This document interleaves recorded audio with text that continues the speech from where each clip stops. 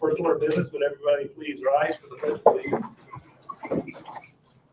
I pledge allegiance to the flag of the United States of America and to the republic for which it stands, one nation, under God, indivisible, with liberty and justice for all.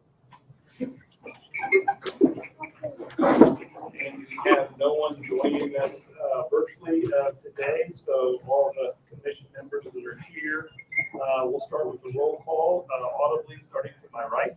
Here's Martin. Joseph Myers here. Mark Beadle here.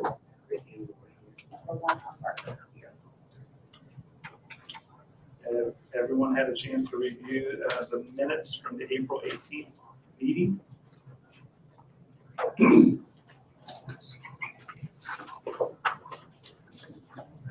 I had one change on page 1.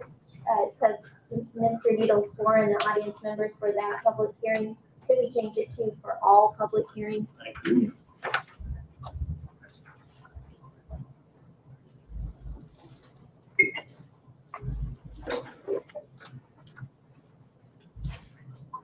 Any other comments or questions about the minutes?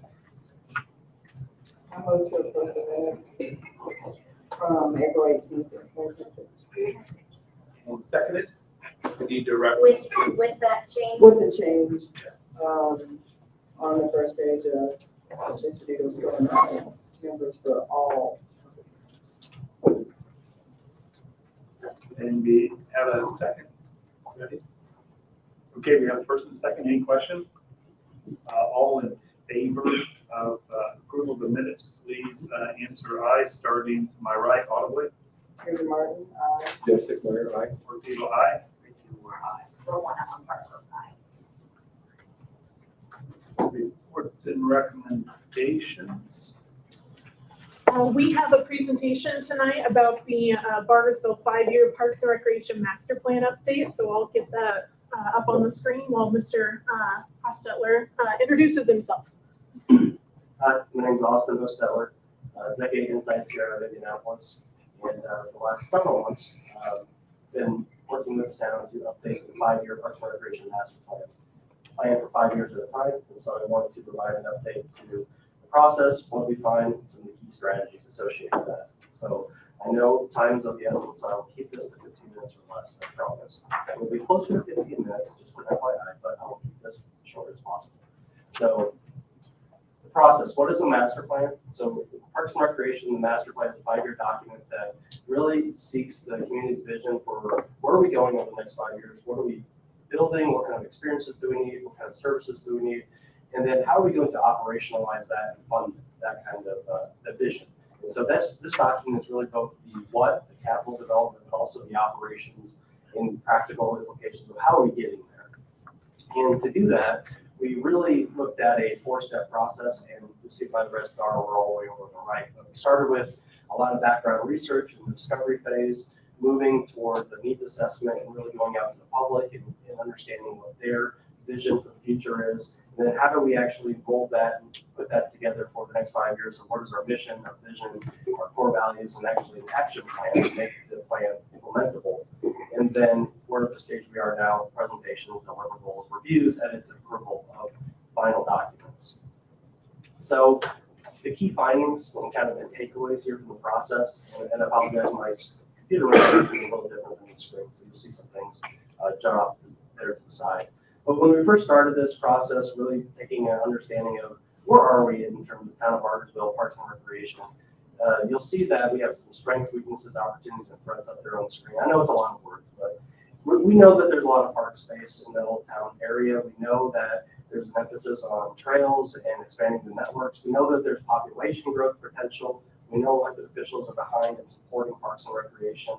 But we also know there's challenges to personnel, budget, capacity for operations and maintenance, staffing, maybe parkland acquisition north to west as the town grows, no dedicated park staff per se. We know that this kind of Parks and Recreation is tackled by committee kind of here in Bargersville. And we also know that there's opportunity to utilize other people. We don't have to do everything ourselves. We know that we can partner and collaborate with others.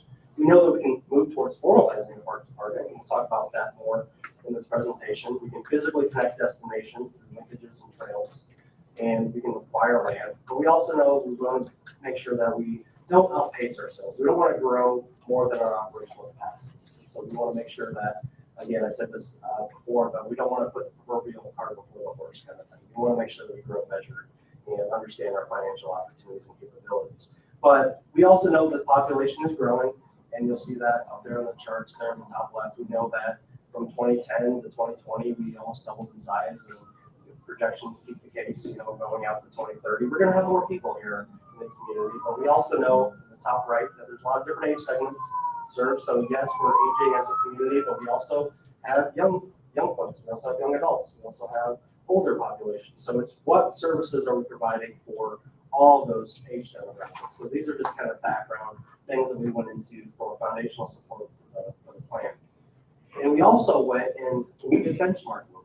And these charts are just examples, and I'll just briefly touch on them. But we looked at where do we stack up compared to industry standards for different metrics. So the top chart, pay attention to the middle, acres of parkland per 1,000 residents. Well, Bargersville has 2.7 acres of parkland per 1,000 residents. The national average is about 10, and then it breaks down to different numbers if you slice and dice your population by serving less than 20,000 people, or maybe you have less than 10 full-time equivalent employees. It's basically saying we might have a deficit here in terms of standards and when it comes to parkland that we know that we have. And we also know that we have challenges with staffing, and that's obvious there in the bottom chart. There's not numbers associated there with that. But that's part of the work that we did in the master plan to basically frame up where are we? Where do we exist today? Because in order to know where we're going tomorrow, and this is what we did, talking to interviews and focus groups, looking at park board members, town council, department directors, sports leagues, Bargersville Main Street, Johnson County Community Foundation, etc. We know that there's a desire to see expanded park system in terms of land acquisition. We know there's a desire to see connectivity within the town into the I-69 corridor. We know that there's a desire to see financial support diversify how we're funding parks and recreation. And we want to make our stamp. Well, what is our niche or our niche for parks and recreation services here in Bargersville? And the stakeholders are ready to see more. We're ready to see development. We're ready to see new amenities, new facilities, new experiences. And we also, actually, I know the farmers market is getting ready to start here next month, but last year we actually went to the farmers market and we heard a lot about special events, adult fitness, wellness, programs with pets. Yes, that is a big trend in the country, especially is actually recreation programs with your pets and your loved ones. And we heard a lot about paved trails, natural trails, connectivity, amphitheaters, these community gathering spaces. We heard a lot about social media and Facebook, and maybe even perhaps a dedicated mobile app that a lot of communities eventually are moving towards when the more that you program and have events and etc.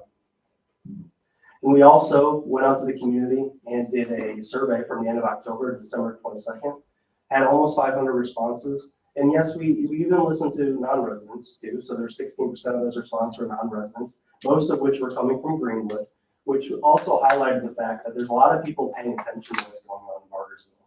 So there's a lot of interest in activities, a lot of interest in potentially relocating. There's just a lot of conversation when I start talking to people about Bargersville, in the future, a lot of people are paying attention. So I think it's indicative of, like, we also had non-residents take the survey.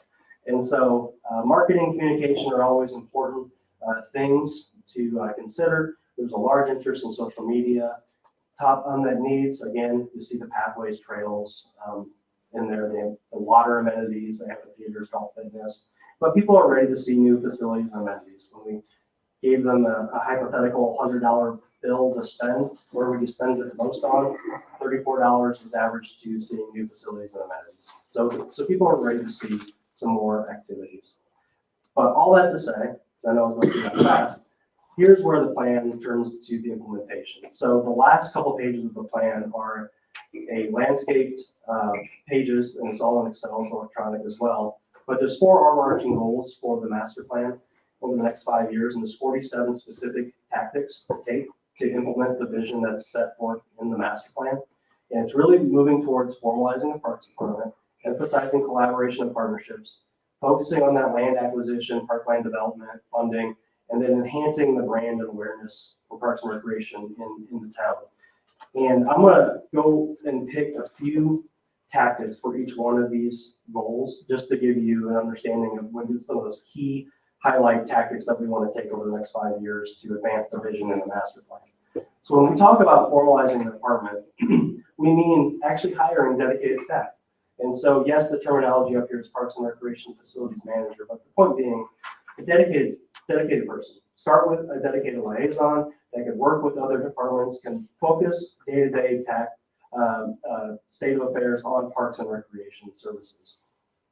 Grow based on a phased approach to deliver functions, and that's a fancy way of saying you can deliver programs and services, you can deliver facilities, you can deliver marketing, you can deliver GIS and planning. There's all these different functions that a department needs. And so in the plan, we have a measured phased approach to how do we grow our staff to deliver those functions. So starting with facilities and amenities, and then branching then eventually into programs, services, and experiences. And so you'll see that in the plan draft. Elevate the Parks Board from advisory to governing. So actually moving the different type of classification of the Parks Board, which actually opens up then for different funding sources and opportunities from the state just because of the status, but also making sure that, again, the plan is only as implementable as people are responsible for it and there's direction towards the actual implementing the tactics. So who is going to be the governance for that particular, the next 5 years? And then joining and participating in the Indiana Park and Recreation Association, that's our state association. It's a very good networking opportunity. Our state is very, very pro help everybody else out. And so being an active member in our state association is going to be very, very huge for Parks and Recreation here in the town as we continue to grow. And then utilize partnerships. So the McMillan Matrix is a decision-making tool that's in the plan that basically looks at, is this something that we should lead, or should we support this function? Or should we just support the best competitor that provides this function? So actually looking at the decisions that need to be made, or how do we know when to deliver a service, or how do we know that we should be the ones delivering a facility or partnering in the facility? Creating and adopting a partnership policy. So working with other private entities, nonprofit entities, other public entities. How are we going to make sure that the partnerships are equitable? How are we going to make sure that we're measuring them? What is it that we're inputting? What is it that they're inputting? What is the actual partnership policies that we have in place? So creating and adopting that policy. And then throughout the entire process, there's a lot of people waiting in the wings to have partnerships, but also elevate and continue partnerships from local sports teams to the senior center to Main Street to Johnson County, but to even Morgan County. So going outside of our borders and looking at how do we work collaboratively across counties as well. In festival country, strong partner opportunities. One that's pertinent to, I looked at the agenda tonight, so one that's pertinent to the conversation coming up is, so land and funding for the goal, update and leverage the UDO. So in our plan, we're in the second bullet there, we're talking a lot about land acquisition philosophy and criteria. So how do we want to grow Parks and Recreation in terms of land and the footprint over the next several years? So utilizing the UDO to actually help with the parks system. And I think that's making sure the terminology is synonymous, and making sure that the vision supports the plan is in the UDO, and et cetera. And so really trying to tie those connected. So that is a really big important part of the master plan, is that linkage there between the UDO and the overall master plan vision. And focusing on trails, pathways, hierarchy development. And what that means is essentially tying design standards to, you have your main access pathways, you have your secondary, and you have your tertiary. So tying them to design standards to make sure how we build out our trail system. Completing Kephart Park, adding destination amenities. I'm not saying you have to build the biggest sports complex and we're Grand Park all of a sudden. That's not what that line means. But it means when you go to build a playground, what about adding a destination component to it? It's an outdoor adventure play. It's something that's a little bit more unique, a little bit, it's going to draw people to the area. And so that's what we mean by destination facilities, is this people can, what's going to set us apart a little bit from the surrounding communities. And making sure that we utilize the recreation impact fees, build, operate, transfer models. That's very popular for Parks and Recreation amenities and facilities in Indiana. looking and exploring food and beverage taxes, friends groups, business improvement districts, tax increment financing. The point being, there's a lot of different funding options that a lot of municipalities look at for fund parks and recreation.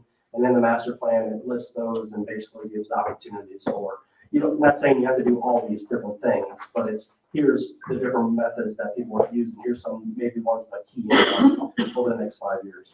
And then lastly, collaborating with the realtor industry. They have the pulse on the folks coming into town, what they're interested in, what they're looking at. And so we need to plan for the next 5 years, yes, for our existing population, but we also need to be mindful of who is it that we're attracting and what are people wanting that are moving into our community too.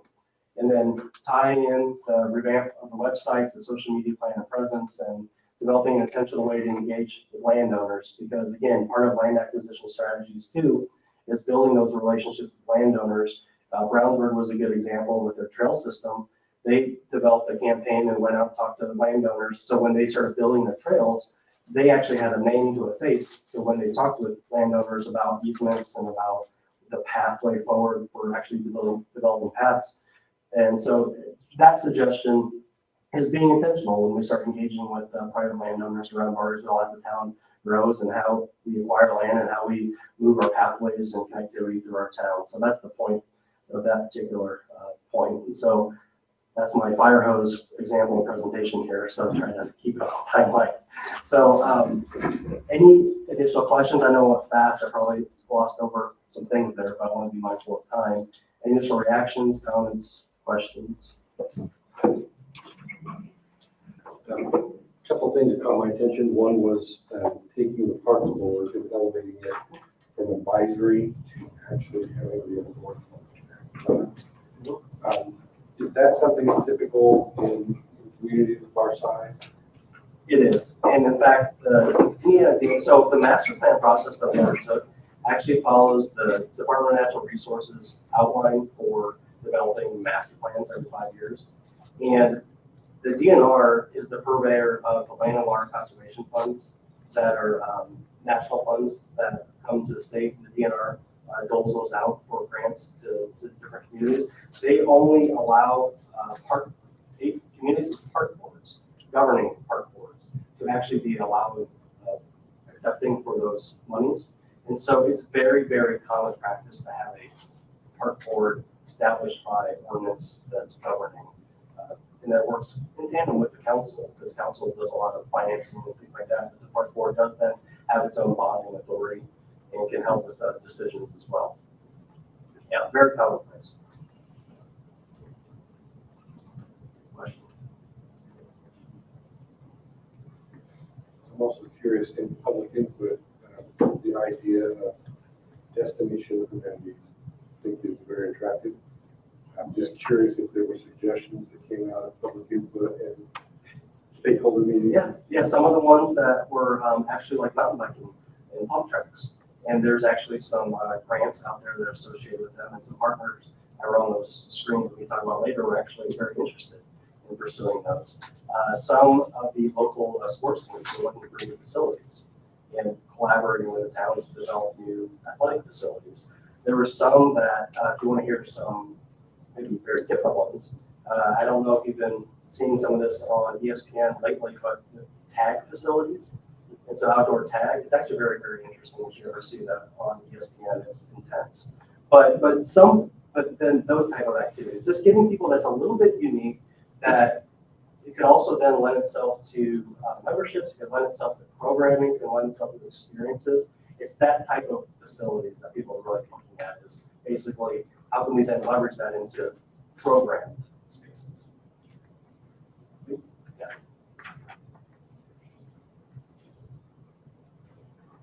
Anything else? Thank you. Thank you. I'm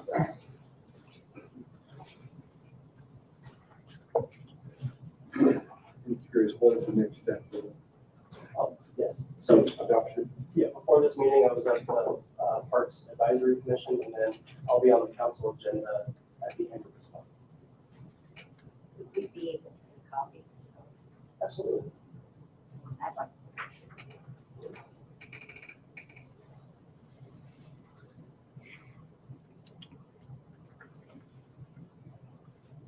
Next, we have two public hearings, correct? Correct. Before we officially start on the first one, anybody who's planning on speaking at either of these two public hearings, I need to swear you in. So one will be the Coffee House 5 and the other one is Unified Development Ordinance public hearing. So if you could go ahead and stand up and raise your right hand. I will swear you in, and that will get that part of our business out of the way. Do you swear that the testimony that you're about to give is the truth? I do. Thank you. That's all it is. Maybe I should read that first. Yeah. So, first one is docket development 00070 2022 Coffee House 5 Development Plan, correct? Correct. The petitioner is requesting development plan approval for a new coffee house business. Subject property is located at 10 Plummer Avenue. Property is zoned C2B. The owner is San Marine Properties LLC, petitioner's Coffee House 5. So as I said, this is a proposed coffee house and pastry shop to be open within an existing 1,300 square foot commercial building. And there would be a proposed 750 square foot addition, which is the causing the need for this to go through the level B site plan review here at the Plan Commission. This is located off of Main Street and Plummer Avenue, just up the street from where we are right now. And like I said, there's an existing building that they will be utilizing and renovating for this. As you see on the site plan, the aerial, there is an existing drive with folks have used that for parking before in previous businesses. They are proposing to eliminate that on-site parking as part of that. Their improvements with the building addition there on the west that you see. They instead are proposing, instead of offering on-site parking, that they would utilize existing public on-site or on-street parking to the south here, which is connected to existing trail along Main Street, which they will also be continuing and connecting that piece on their property, consistent with the town's project that we completed in 2020. They'll run that along Main Street and along Plummer Avenue as well to give the sidewalks on the property. The Plan Commission does have the authority per the zoning ordinance, section 12.5C1A, to reduce the parking minimums for a single building or use, provided that certain criteria are met, which includes that convenient municipal off-street parking or on-street spaces are located adjacent to the subject property. Well, not immediately adjacent, it is located about 120 feet south of the subject property and is accessible via existing sidewalk and crosswalk connections. With this being an old town, there are no greenbelt landscaping requirements due to the size of the lots and the nature of development in Old Town. So this meets that standard.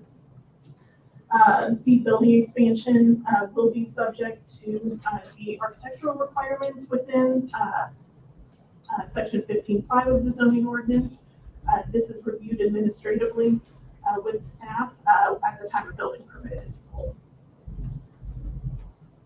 With that in mind, staff is recommending that the Plan Commission approve the development plan with the conditions that tech comments are addressed and final approval of the stormwater utility board is granted.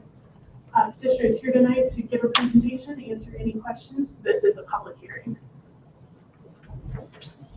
And as you come to the podium, if you could please state your name and address before you speak, please. My name is Brian Geithner. I live at 4610 West County Road, 144, Bargersville, Indiana. If you've noticed the little powder blue garages on the north side of the road as you go through the dip, that's where we're at. Been there since 1998. My wife and I, Christy, and our 3 kids, K through 12. We've gone through the Bargersville culture and the Center Grove system. More of a conversation than a presentation. I think we have 3 slides that show our site plan, that shows our floor plan and our elevations. I can walk you through those. But first I wanted to introduce who I brought with.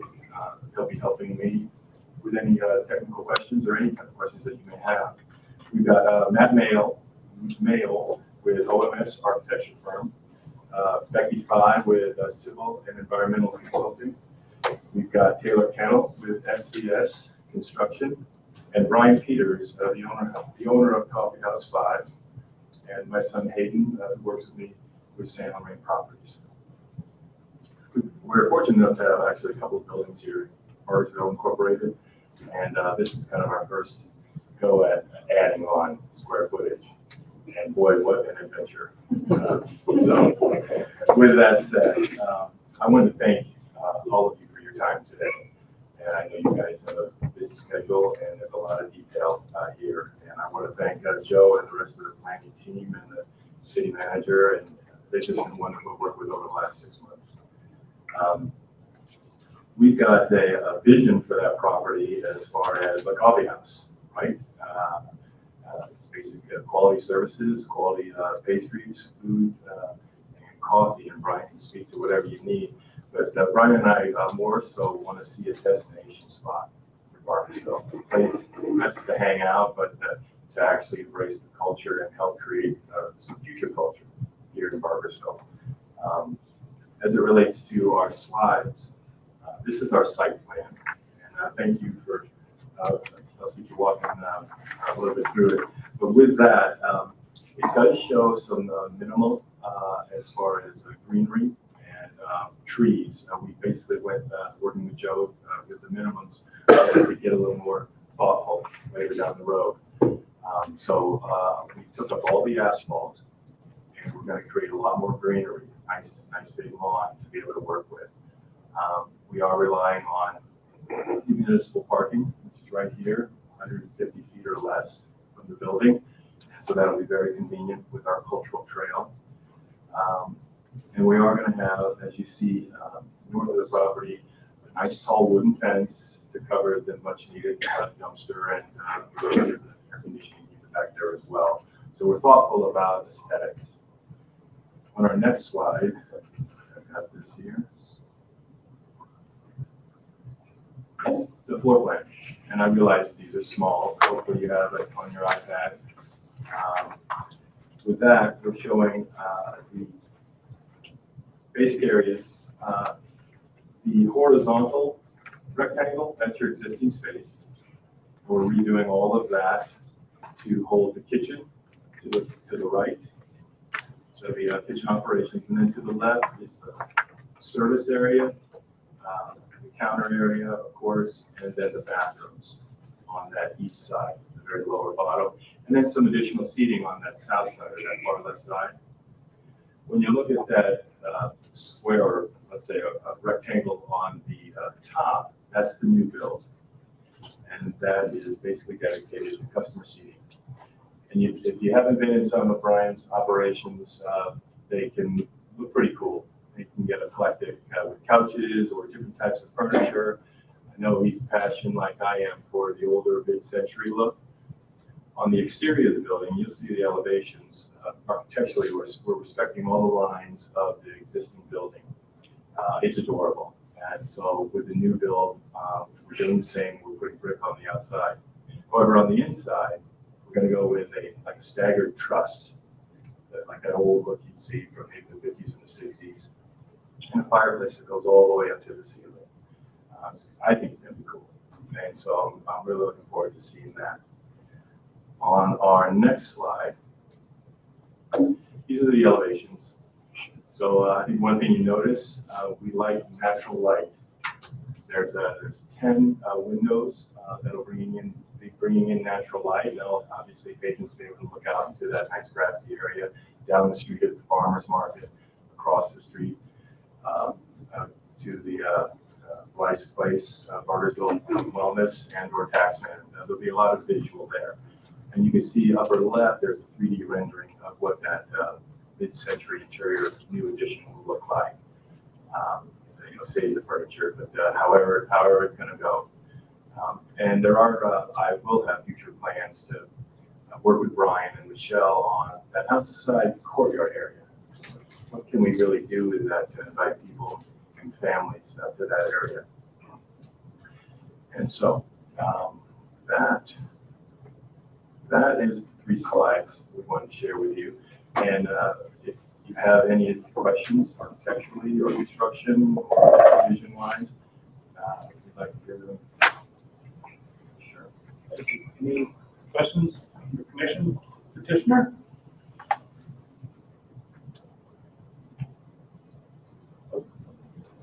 Okay, that's it for you. All right, Mark, thank you. I mean, at least now. Yeah. At this time, I'd like to open the public hearing for docket BEV 0000370-2022 Coffee House 5 Development Plan. If anyone would like to speak regarding this item, please come to the podium and state your name and your address and address the commission. If we have multiple people, we'll collect notes and then we'll give the petitioner an opportunity to come out after everyone has a chance to speak. To answer any questions that any of you may have from the public. Hi, I'm Blythe Potter. I co-own Bargersville Wellness, 17 North Baldwin, and I also live at 30 Plummer. So I'm going to have potentially coffee and beer as a neighbor. I'm very, very excited about this. I also am definitely in favor of them removing the parking for what they're doing and using the public parking.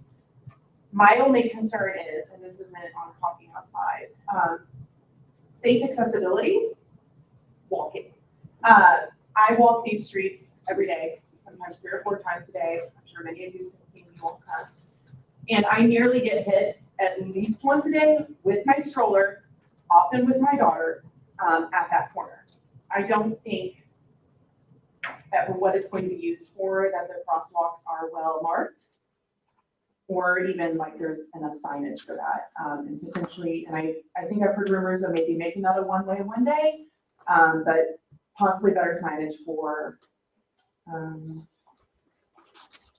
speed limit along there. That's probably my only concern. If staff and patrons are going to be parking there and walking, which we do want people walking, right? We want to treat this as a healthier community with parks and recs, but just making it safer and more accessible. And you mean like this, the plumber, that corner? Actually, all 3 of those crosswalks are quite terrible. And I have emailed someone in the past about it, and I think they got made brighter. But people could easily be parking over by my shop. They could be parking at Taxman and walk over here, which is great. It's totally fantastic. But so that you have 3 or 4 opportunities to cross the street in what seems to be a reasonably slow speed zone, and you are likely to get hit. And people often do speed up on me because I don't think they actually understand I'm in the crosswalk or that there is a crosswalk there. And I'm not placing blame on anyone, just perhaps making that safer for our patrons as well as the rest of the community, because there are a lot of us who currently still walk. But I'm very excited, so I hope we approve this. Ready for coffee.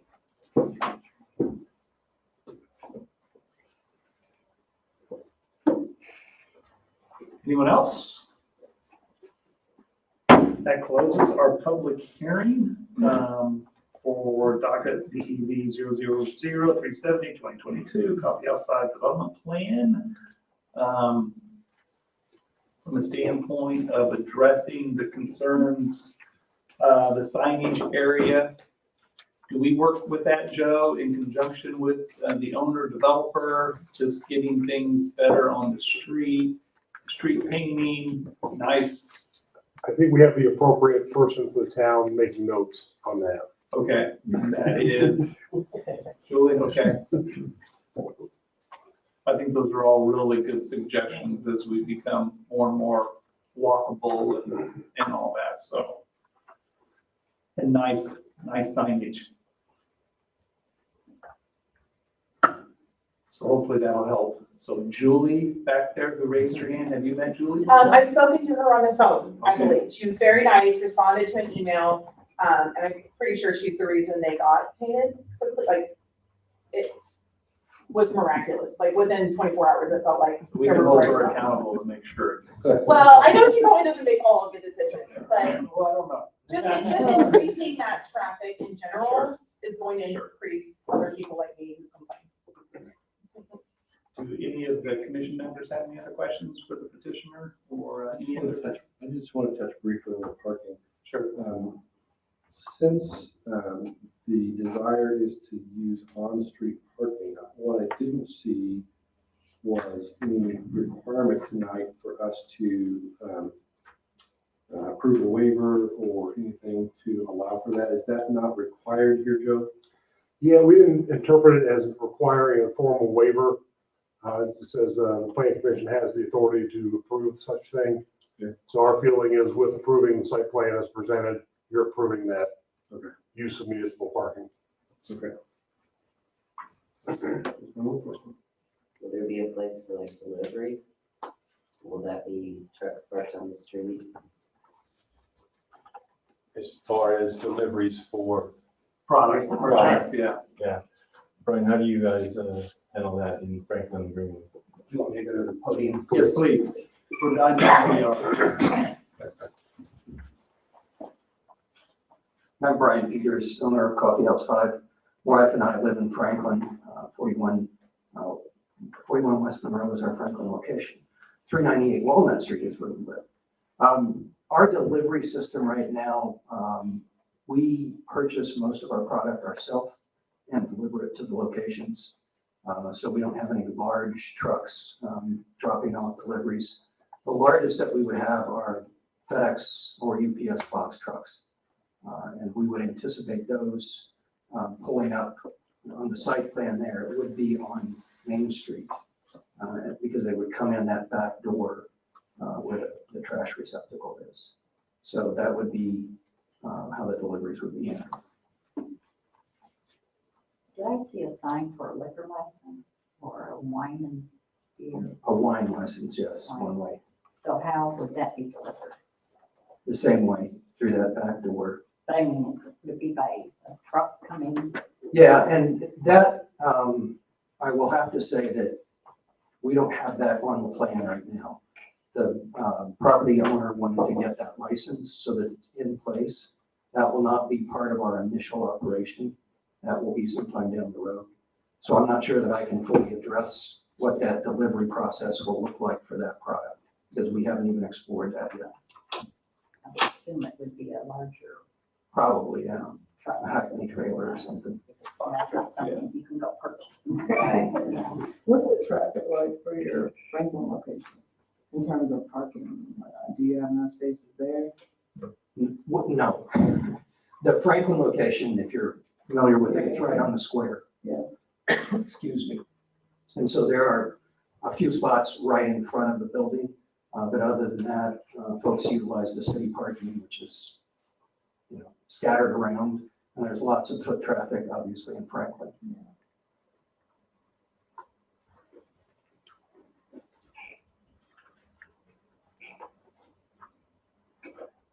Any other questions? Thank you.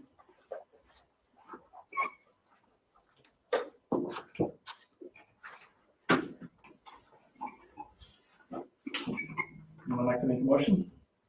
I move that we approve DPD -000-370-2022 Coffee House 5, and that all TAC comments are addressed and final approval of the Stormwater Utility Board is granted. A second. We have a first and a second. Any questions on the motion?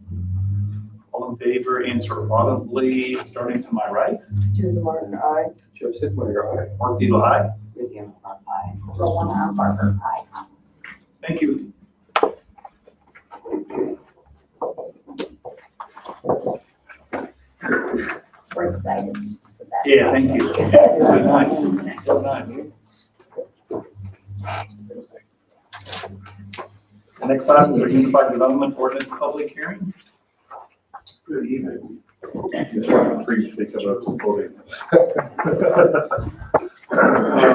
As you all know, we've been working on our ordinance updates for 5 months, 6 months. We got this hours of review and meetings and discussions. We brought this as a presentation last month, so I didn't ask anyone to do a real presentation this month. We did hear from legal at the beginning, right before the meeting, that there arose some issues that need to be worked out as far as the penalty section. So we're not going to be asking for a recommendation at this meeting, because those items need to be worked out before it comes through. It's a recommendation from this board. However, our consultants are here to answer any questions, talk through any comments you might have. We can still go ahead with the public hearing, get advertised in the journal for rules and procedures. Thanks to Chelsea. Reminding me we have 15 days.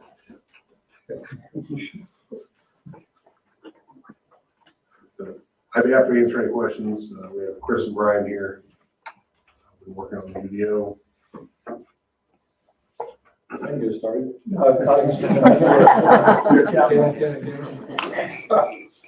First of all, I want to categorically say this is a remarkable bill.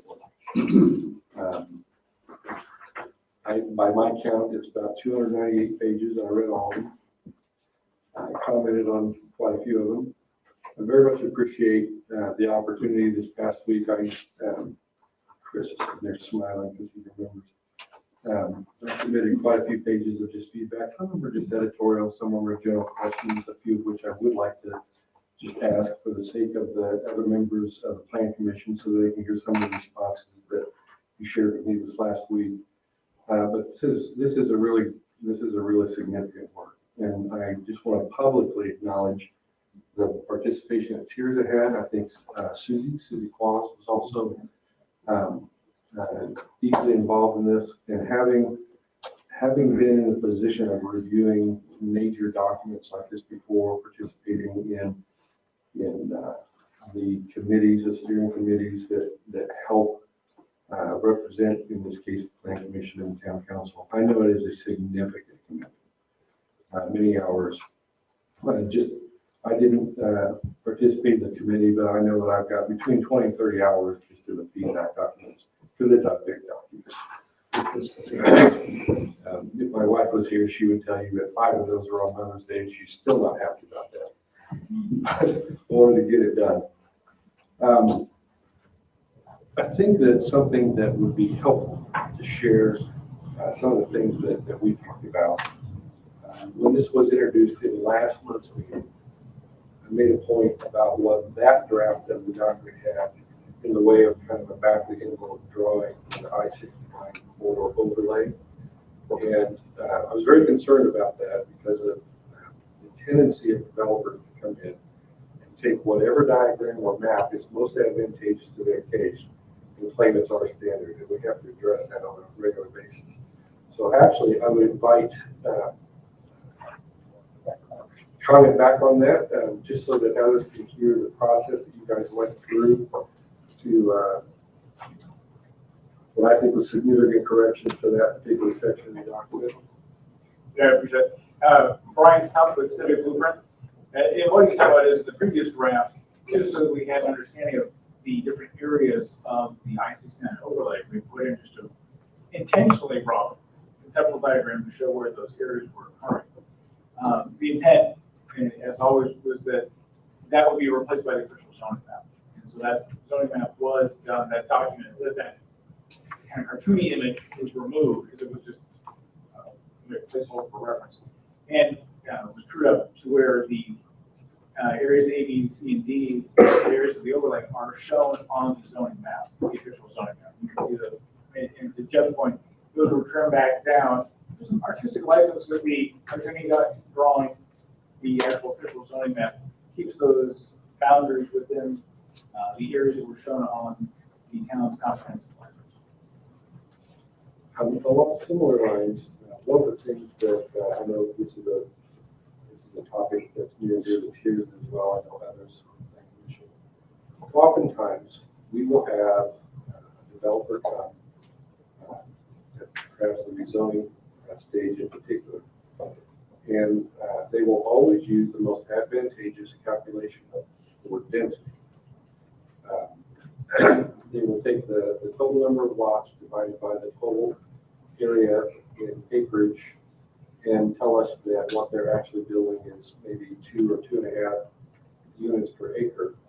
When you take out all of the common space, the green space, the streets, the retention ponds and everything else, it might be more like 5.5 or 6. And I actually raised that in my feedback, and I really appreciated, Brian, your response to that, how it is that you structure the document so you don't have to go to that different type of mathematical equation so much as tightening up on minimums and setbacks and everything. It effectively accomplished the same thing. So I was wondering if you could kind of walk through that explanation for the sake of my colleague here. Yeah, so this was an issue Joe mentioned up front, saying, hey, we go through a lot of gymnastics on what density are you using, is gross density, net density, what gets counted, what doesn't. And one of the goals of this document is to make it easier to use for everybody. And one of the things that we did, working with the steering committee, there's a desire to, we don't want all the communities to look the same. We don't want to all just do one type of home, which is repeated over and over again. And so we want to provide some flexibility in how sites develop. So but we also don't want to have a lot of wrangling about density and so forth. So what we've done, if you look in page 2 of the document, chapter 2, page 6, this is the rural residential district section. We have the top line number that we use, that very first row you see in the lot requirements is a maximum density.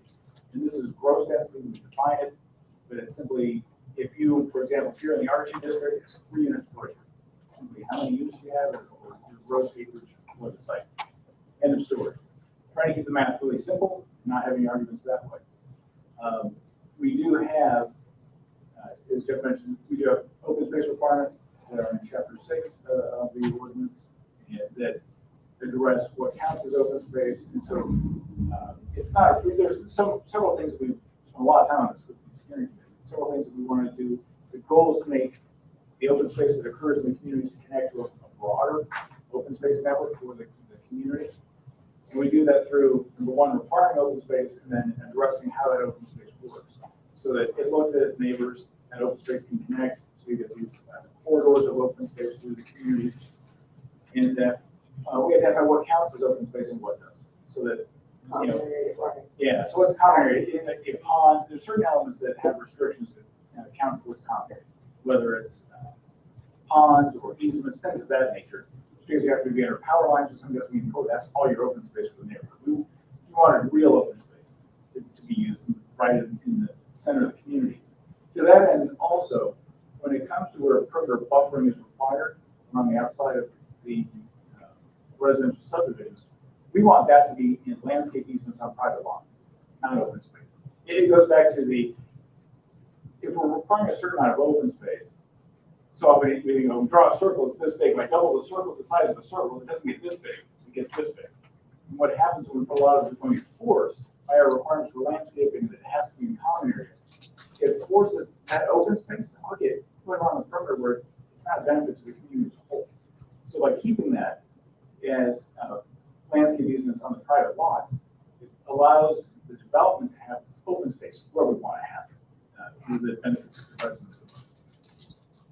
The unexpected is that even though, for example, in say an R3, which allows maximum density up to 6, when you take into account the minimum lot sizes, the setbacks, the open space, any amenities that are built in there, effectively, the developer really can't get to 6 per acre, can't get to 5 per acre in most cases. So By building in all of these other standards about open space, we effectively get that back to something that is more amenable to what we're trying to accomplish here.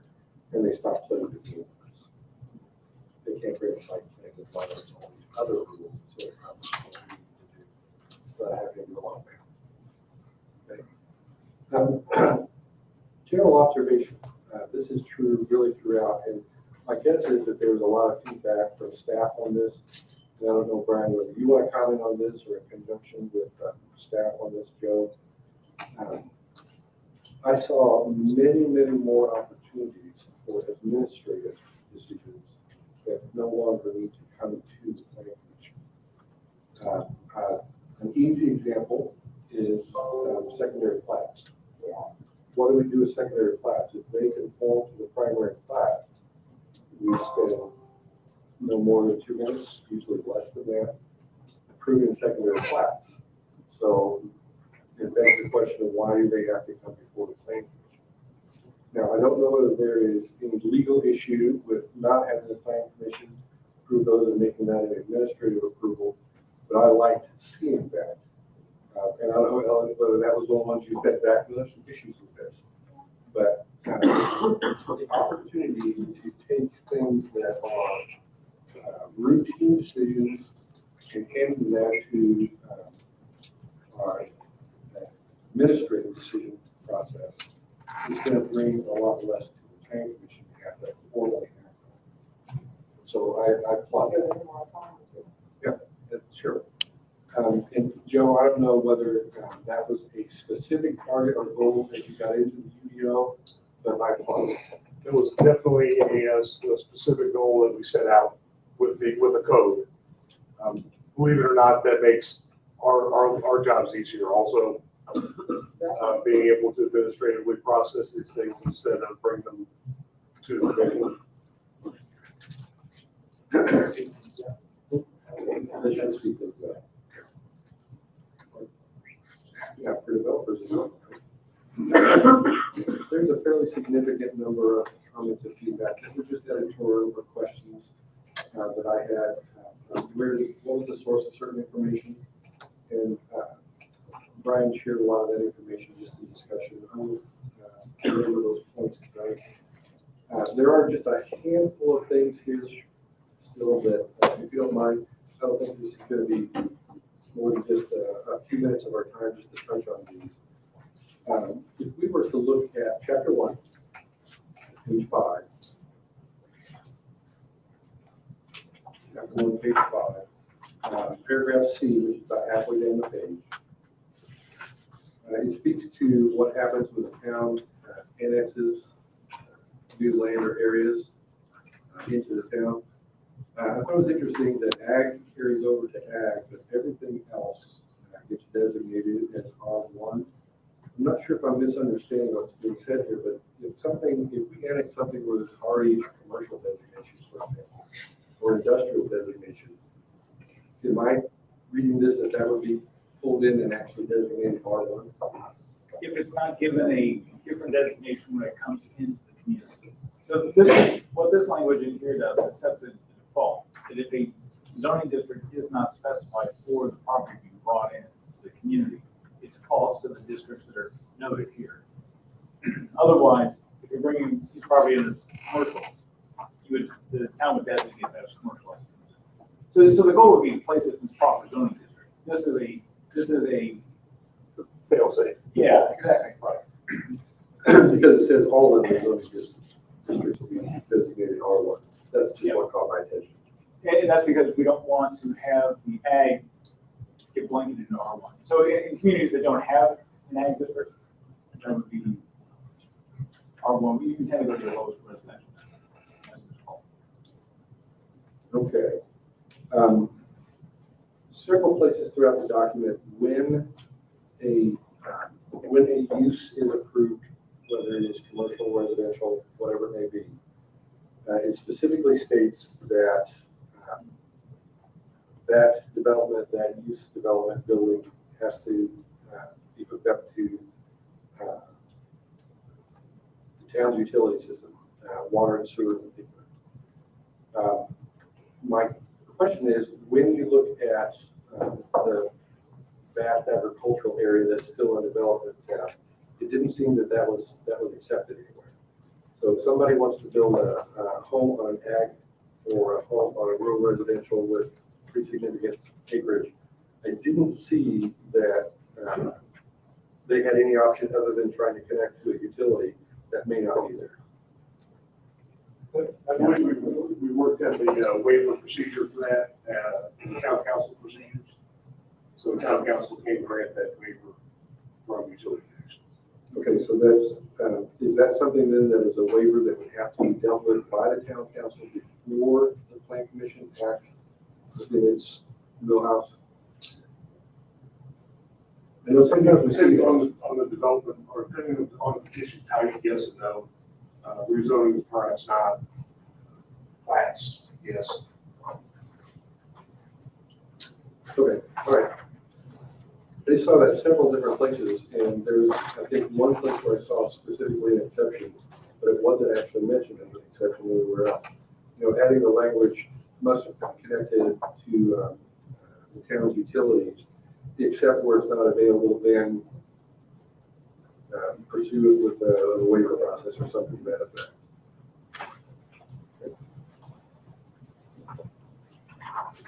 I gotta skip a whole bunch of pages. They captured that. So, Chapter 6. Yeah, so chapter 6 is the process way out. thank you. What Chelsea handed out tonight was my detailed reading through all the permitted use tables and the use limitation notes. So thanks for catching all those. Appreciate that. This is a question that I actually asked that's more a matter, I think, Joe, for you to share with the other members. In section 3, bed and breakfast. Yeah, section 3, bed and breakfasts. 3.3J, I'm not sure what page it's on. States that a guest register accurately showing the names of guests and the dates and duration of their stays must be maintained by the owner and made available to administrator upon request. And that seemed to raise a privacy issue to me. Is my staying at a bed and breakfast actually in the business of the town? But you had cases that you were actually trying to address, I'm not so sure. Yeah, I think it's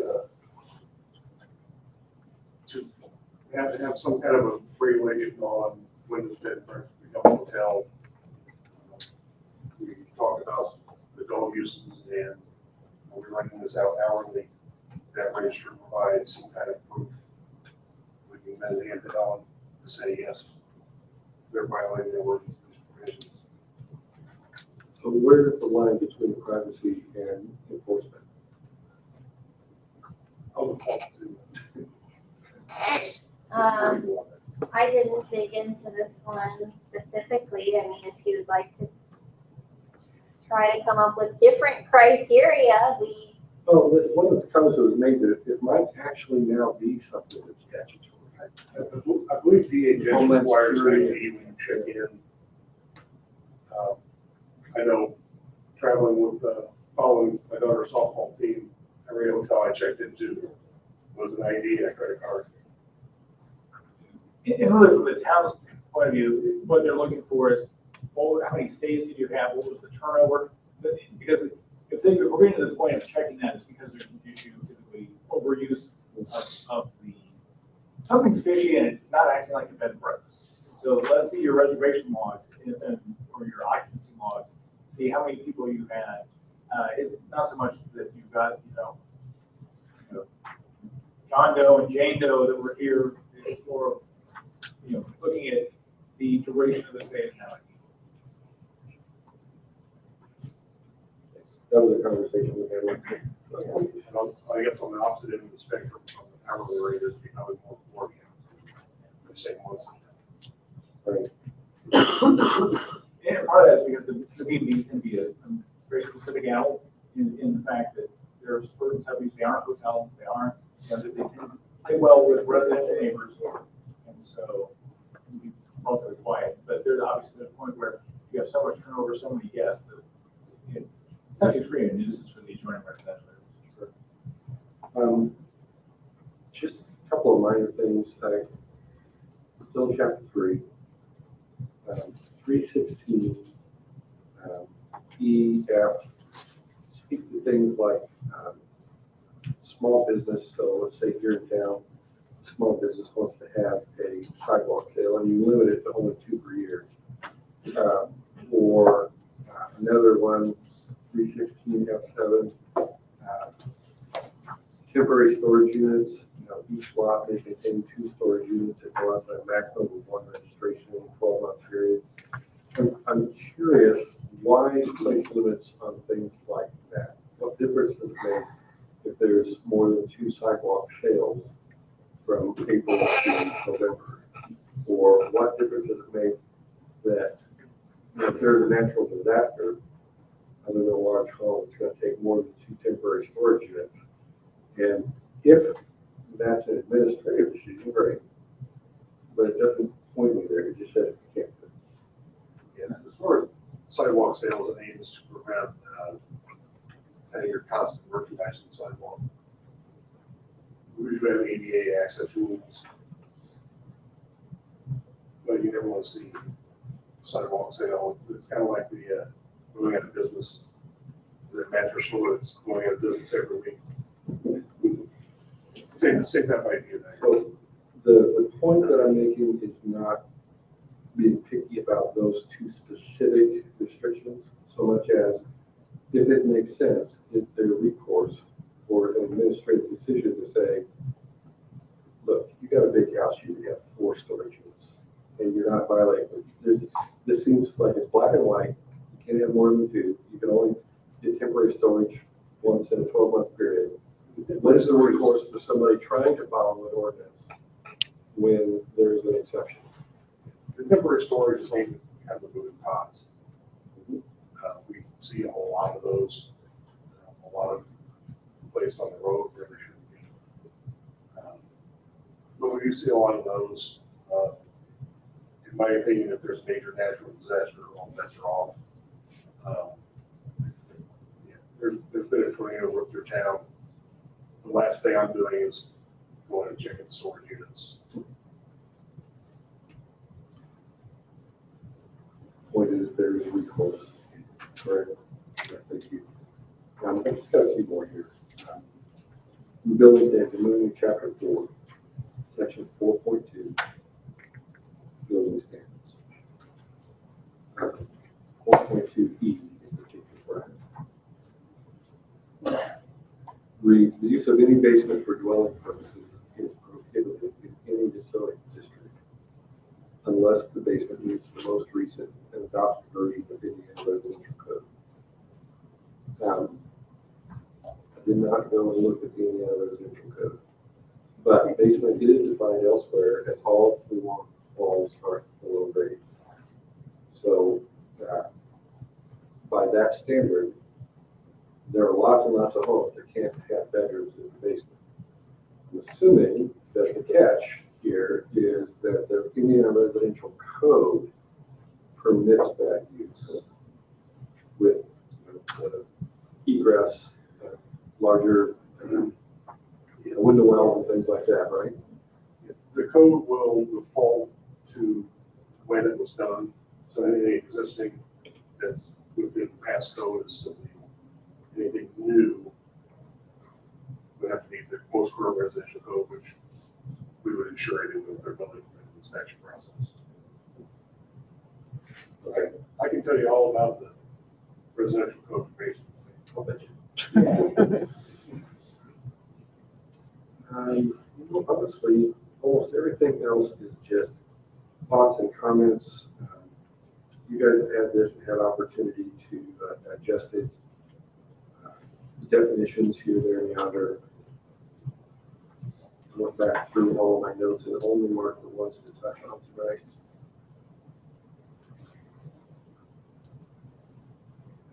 Could you jump to section 5? Brian, table 5.3.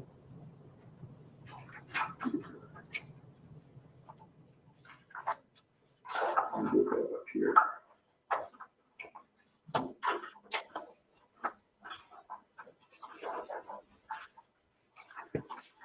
didn't mark down what the pages were. It's page 5, chapter 5, page 8. And then pen follow, right? Yeah, I'm curious, in a practical sense. There are many different situations being identified here regarding buffering, landscape buffering. And as written, we are giving a developer options. So assuming he meets one or the other of the options on page 8 or on page 9, they can just go for it, right?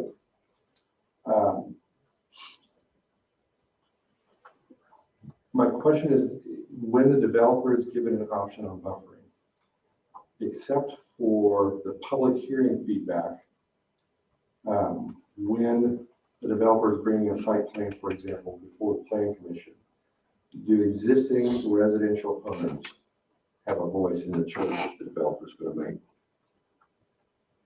It's a very common feedback we get in public hearings is adjoining property owners are concerned about sufficient buffering, especially when there's a change in use. Say a commercial building next to a residential. And I don't see anywhere that the public, in particular adjoining property owners, have a voice. Is there a thought process behind that, or is that something that we should be trying to capture? Yeah, I think that's what your public notice and public hearing process is for. Zoning, as you all know, gives you all a pretty broad brush as far as the discretionary petition. That's why we do the notice, that's why we put it in the paper, that's why people get the mailings. Okay, I'm looking at page 11 now, specifically residential next to industrial, which is perhaps the most severe case of residential next to some non-residential use. There are 3 different options. Looks like large trees, some shrubs are in the bottom, wall fence combination, and vegetative screen. I know that if I was on the residential side, I'd want a voice. I would not, as written, the developer can choose among those 3. And if, whether it is in public hearing or not, residential owners disagree with that choice, they can still say, but we're conforming to the plan. And now we're all the way at landscape standards, so it's not something that we have a whole lot of recourse to tell them you have to use this, or you have to have this conversation with the adjoining property owner. And that's why we try to make it a point, to make that a discussion point during change of use during that rezone process. During that process, the board does have the authority to specify Option 1, option 2, or option 3. We've heard the public. We'll recommend this contingent on buffer type 2 being used. And I also think it's important to note that you've got 2 circumstances that you deal with under the ordinance. You've got an existing zoned industrial property next to an existing residential piece of property that, based on improvements, would now have a standard that they would have to meet, even if they don't come in to seek a rezone. If you're seeking a rezone under the rezoning process, you can apply whatever standards you want. Yeah. Something that we have learned, spending enough time on this side of the desk, is the rezone is the most important place where we can ask for permissions. Because by the time you get to plats, the landscape, for lack of a better term, that we can operate within there was pretty tight. So the onus is on us as a plan commission to be as diligent as we can representing those property owners. Even if somebody doesn't have either the courage or the knowledge to come to that meeting and offer up their concerns or go so far as a remonstrance against something, that is the time that we have to do it. Because those are some pretty significant differences between a residential and an industrial. So that was my soapbox on that. I'm down to the last page here, guys. Chapter 6. And this actually speaks to something specifically that came before us just in the last few months. Chapter 6, section 3A3, I'll find a page here.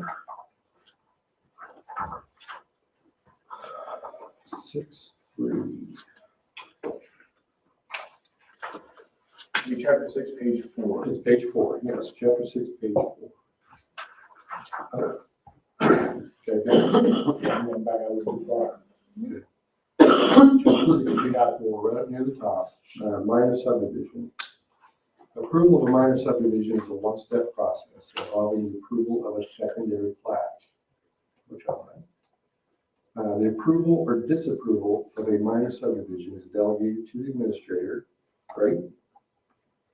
This type of subdivision may be used one time for subdividing a parent parcel.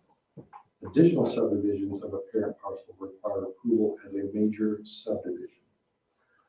The reason why that caught my attention was Oxy Becker's property on Travis Road that we went through they had to go through a very involved process for carve out of 4 acres out of a roughly 39, 40 acre tract. I don't know for certain, but I think that carve out was for a family member to build a rural residential use there on that property. As written, the remaining 30-some acres in that parcel would require Mrs. Becker to go through the full-blown major subdivision process, which we know makes sense for a major subdivision, but doesn't make sense for carving out another 5 acre tract. So my thought process on this was, why limit this to one use? And I'm going to ask Joe for you to give me an example of where that does make sense, so everybody else can hear it.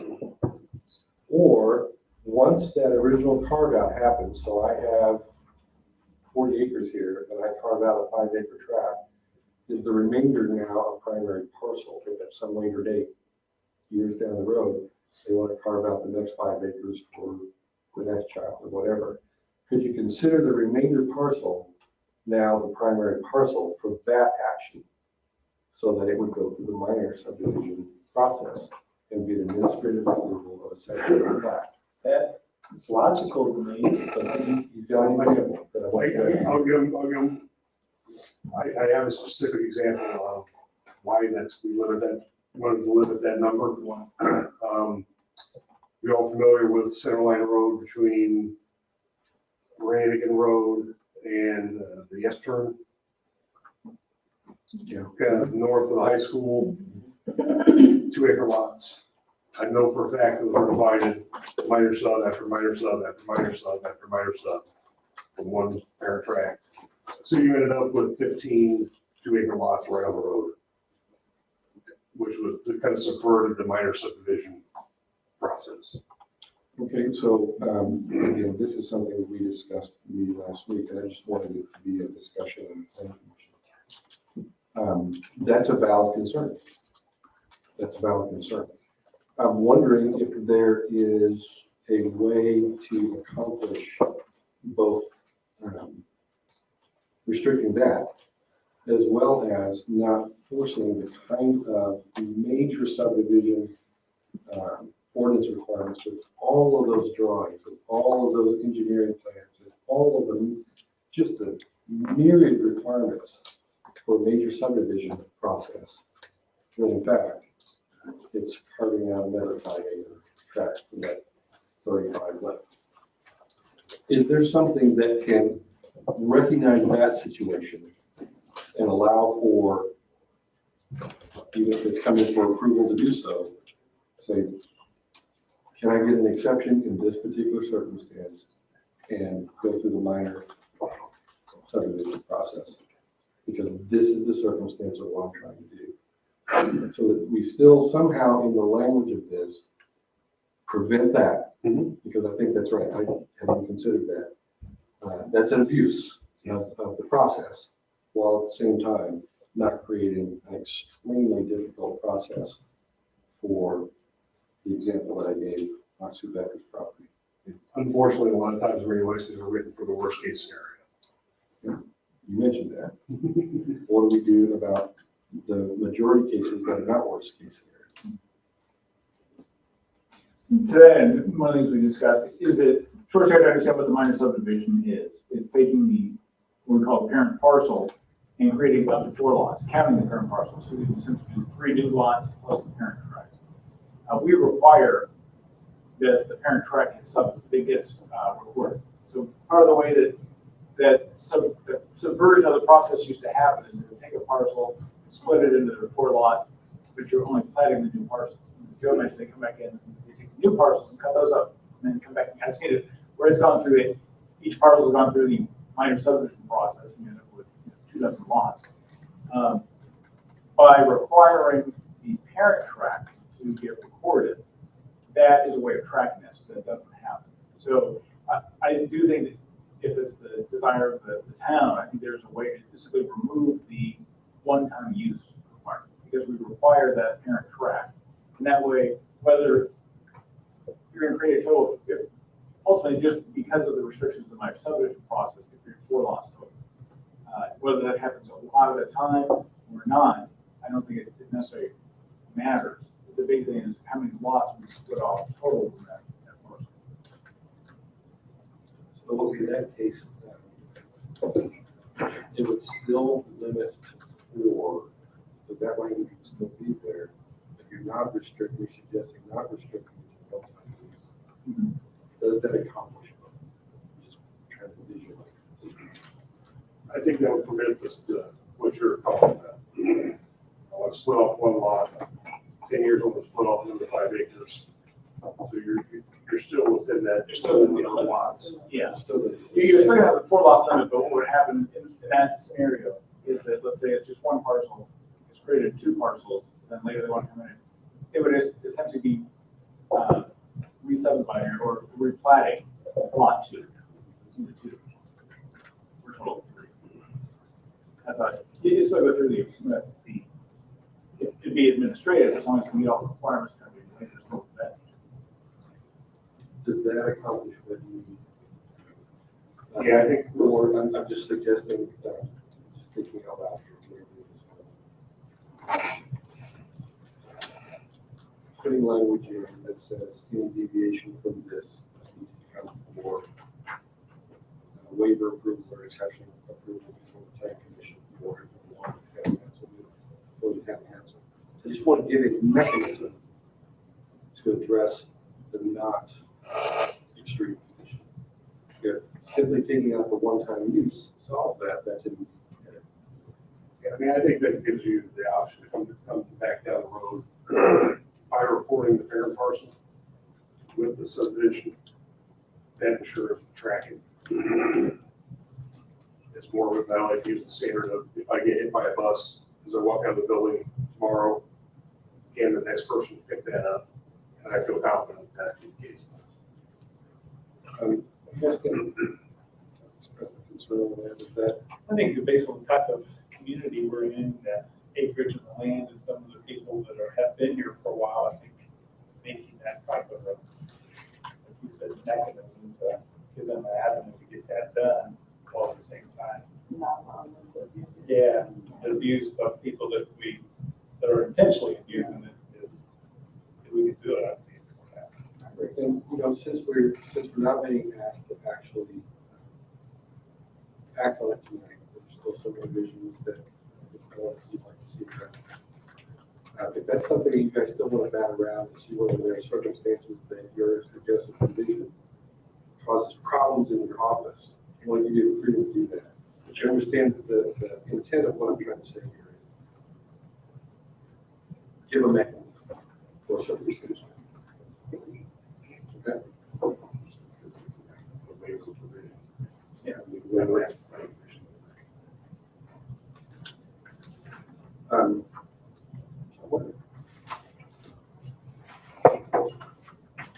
Any other questions from the petitioner? Any other public hearing? I need to open the public. Like to open the public public hearing for the Unified Development Ordinance, public hearing, basically for the Unified Development Ordinance. If you'd like to come and speak, please state your name and your address.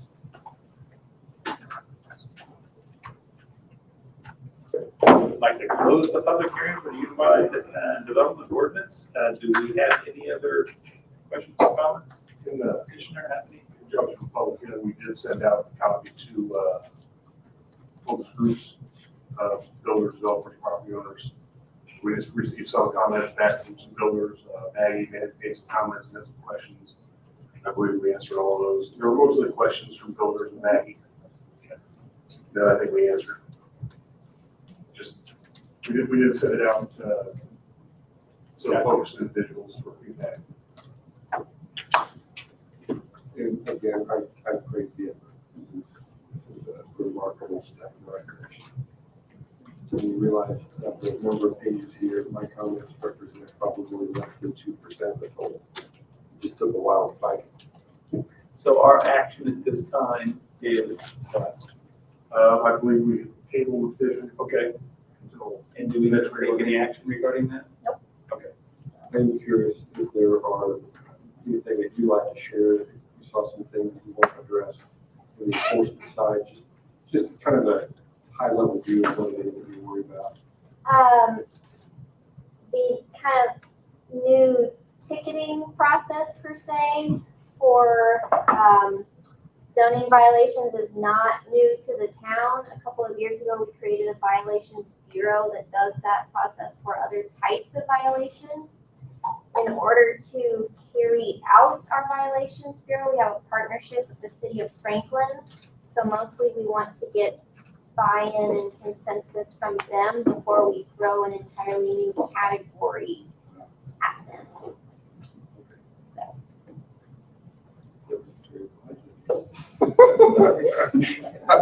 After all of that, And then, like 98% of my other requested changes were already incorporated. The only other concern that I had were, I think there's some difference of opinion that I don't think I've heard Joe's take yet, is on the field trips, which I know Jeff likes. I don't like that. why? Did you see that in the record? That planning commission, when it is appropriate to do so, give that a caveat, might utilize kind of the field trip idea to go and actually see what is being proposed. So, you know, we have somebody come in and they're showing us aerials and diagrams and so on. Nothing quite like driving by and seeing it yourself. But you don't like that. I usually default as L1 to this planning guide. Kind of outlines some of the field trip opportunity. This is the reason we try to get the information out to you all as soon as we can, so individually you have the opportunity to go to Vermont. What you don't like is the whole commission with more. The whole commission, or even just one member giving the petitioner extra time to make a pitch. Yeah. I think that's just inviting problems. Personally. Is there a way that we can do it and not impact? I often drive by, especially in these zones. I try to. Driving by on your own is the recommended practice in the planner's guide, and I have no problem with that whatsoever. My problem is if there's a majority of you there together, that invites open door issues. There's a question as to whether it could count as an exception. I'm not convinced that it does. Even for the sake of argument, if you say it does meet the exception, it looks like a violation. You'd be putting a burden on yourselves to not give feedback to the petitioner. You'd be putting the burden on yourselves to not discuss the substance of the case. I think that would be really, really hard. Is that actually a hard line the way it is with DCA in the case of the? No, that's ex parte communication. That's different. And then I think, how are you going to decide who gets a field trip and who doesn't? And the public and any remonstrators wouldn't get to be there. And I think it could invite complaints. Yeah. I think it would be tricky. As staff, I can always say, if any of you want to visit the site, call us. We'll be more than happy to go out there with you with the town vehicle. So it doesn't look like a random citizen traipsing around the property. Yeah. I never got out of my car. Yeah. I do it almost every petition. So how do we have it there now? The way you want it or the way Jeff wants it? The way Jeff. I put, my comment was, I like it.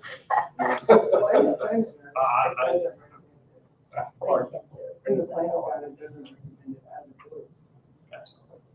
Should we take that same process or is that their discussion since we're tabling?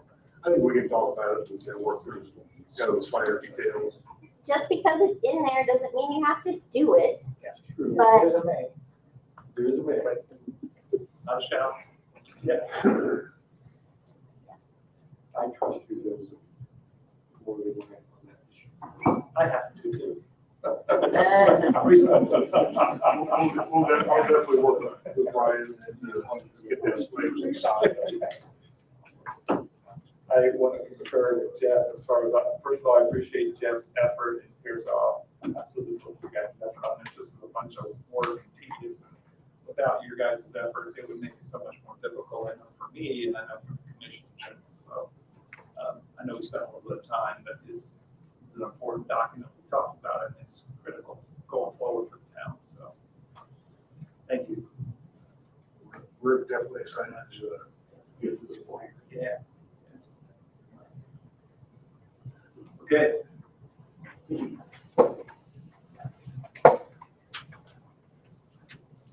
Anything else? Discussion items?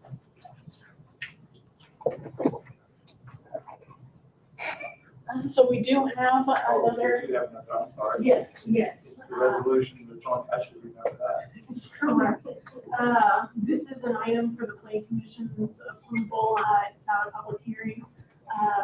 I'd be happy to defer to Ms. Young to answer any specific questions on this.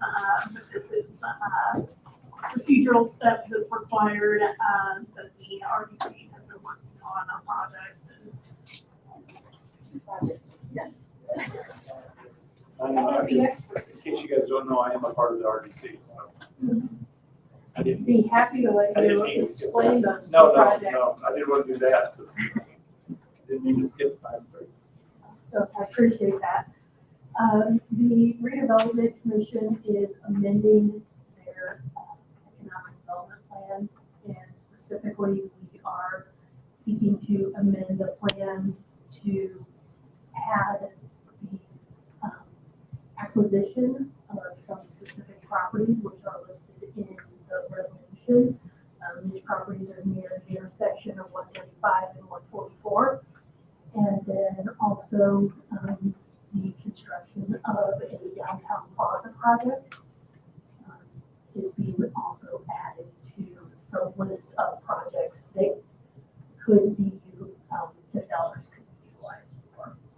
So those weren't in the project list previously, and so we are adding those to the list. And those are two projects that we're hoping to start working on. The RDC has passed these amendments. The Plan Commission is the next step, and then it will go back to the RDC.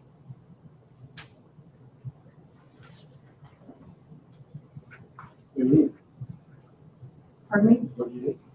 So we are seeking Plan Commission approval of a resolution tonight.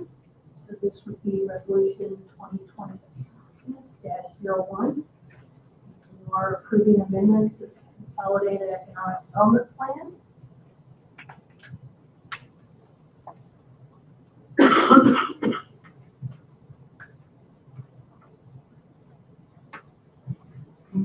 Formal announcement, with the town, the plaza. Didn't seem like that happened yet. I believe it will come shortly. We have a Now that update. you mentioned it first before I mentioned Yes, so we have an update meeting with the designers tomorrow. it. Okay. So I believe we're waiting on the revisions that the RDC has requested.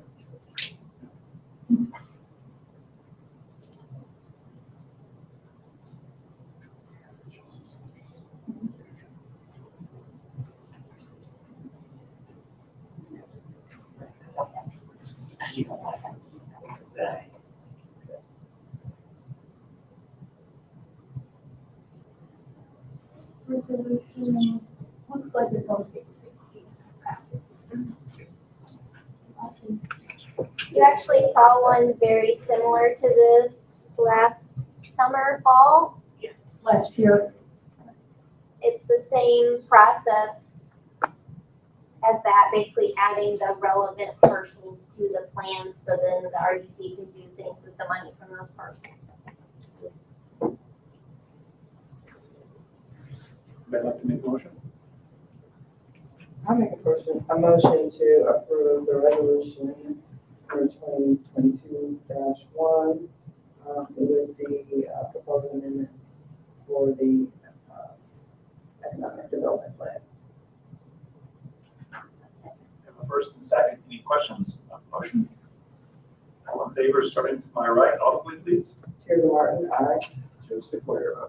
Beetle, aye. Rowena Barker, aye. Thank you. Thank you.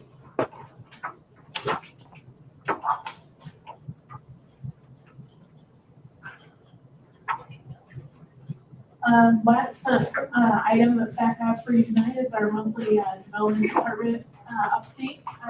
That's on page 6, the last page in your packet.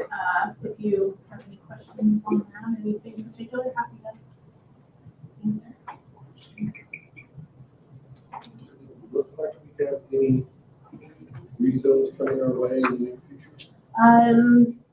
No, not, we have a filing deadline this Friday, for any petitions to be on, for June. So we still have time for anything to be filed, but, at this point, I don't believe staff is anticipating a new rezoning application to be filed. Thank you. Thank you. Anything else?